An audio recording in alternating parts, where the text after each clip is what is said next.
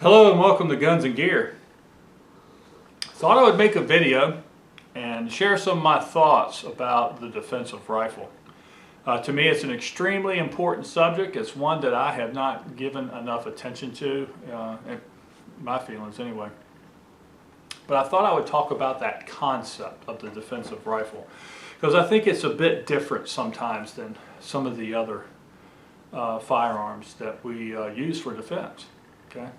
Now, before I get started, I'm sure someone's going to say something in my comments or whatever, and yes, I did shave my head. I used to have my head shaved for a few years. Matter of fact, I let it grow back, I don't know, maybe 3 or 4 years ago at the most. But at any rate, I thought I'd have a new look for 2013. And wait till my wife gets home and sees it in my head. Last time I did this, she said I looked like an axe murderer. All right, folks, well, now back to the subject of the video. I want to say first and foremost that I am a rifleman at heart. And my father was a very accomplished rifleman. And he taught me the values, the art of the rifle, the values and ideals around the term American rifleman. And I've tried to follow in his footsteps in that regard. You see, I feel like the rifle is the single most important arm that a citizen of the United States can both own and bear. Okay? Now, I know right now there's a lot of people going, oh, no, that's not nearly important as the handgun or the shotgun. Well, the handgun is an awesome defensive arm, no doubt about it.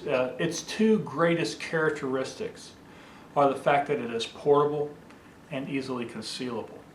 Okay, so that allows us to have a firearm with us in our daily lives, when we're at the market, when we take our family to a restaurant, and things of that nature, and it provides options for survivability in certain dangerous situations. Absolutely, a handgun is very important. And there are some that's going to say the shotgun is just a devastatingly powerful weapon, and it's an absolutely awesome choice for home defense. And once again, I absolutely agree. I have often said that I think that the shotgun is the absolute king of home defense. But when we look at defense in a broader sense, then we have to address some different types of scenarios. Ones that we would think that in today's world would be unfathomable. But yet, we should never get too complacent not to think about them.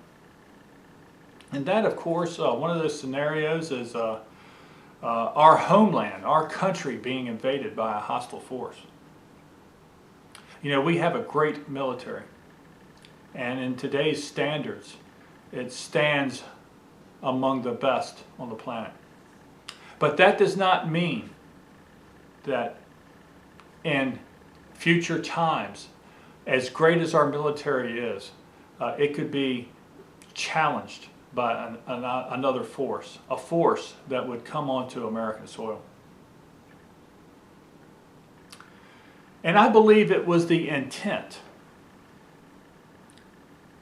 of the people who founded this nation, both the population and the representatives that they sent to form a central government, that if we were invaded, that the citizens would stand alongside of our military, armed and ready to defend this nation. It is a notion that has actually been put into practice, right? Not soon after we had the War of 1812. There's been several different actions, I guess, that has taken place during the expansion of our nation. And even after we were a world power, it wasn't our military that some of our enemies feared as much as it was the armed population armed with rifles, armed with military rifles, that caused them pause on invading this nation.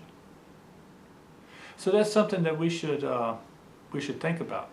Another thing is, of course, the population and the representatives that they sent to form our government.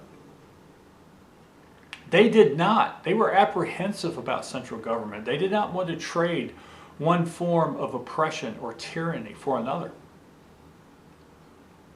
And that's why it was so important that they would be allowed to keep and bear arms. Because you never know, there might be a day when our military would turn against our government and they would have to face millions of armed citizens. You know, there may be a day where our government becomes so tyrannical that it turns on the people. And once again, they would have to face a citizenry armed and ready to put them back in their place. Our government was always set up to be subordinate to the people.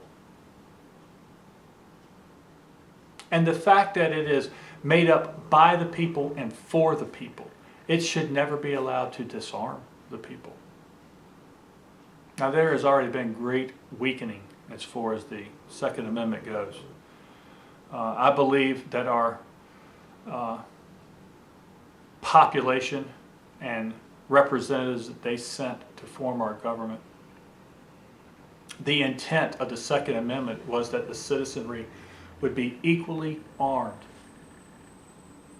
as the citizens. Now, of course, that doesn't mean stealth bombers and nuclear warheads and things of that nature. But arms should not be limited to the citizens. And the defensive rifle is that single one thing that we still have and that is very important today. Now I'll tell you, here is a rifle that I have shown as my defensive rifle. It's a Para USA TTR for target tactical rifle. It is an AR type of gun. It has a different type of system that operates it. But I like this rifle because it's handy, because it has good capacity with the magazines that you can purchase for it, and because it's absolutely reliable. Now, another rifle that's very popular in the United States today is another intermediate rifle, and this is a AKM. It is an AK-47 looking rifle, although it does not have the firing characteristics that an AK-47 has. It's a semi-automatic like the AR. But a lot of people like this platform because of its durability. And you know, these are two firearms that I'm showing you right now. But there's a lot of discussion that some people have a notion that responsible citizens of this nation should not be trusted with such arms. I disagree. You see, the United States may have a lot of problems, and we've got problems to deal with that are very important. The notion of this great experiment called the United States was that it would be ruled by the people, that the government would be subordinate to the population. And that can only happen if that population maintains arms. All right, folks, well, that's just a few of my thoughts.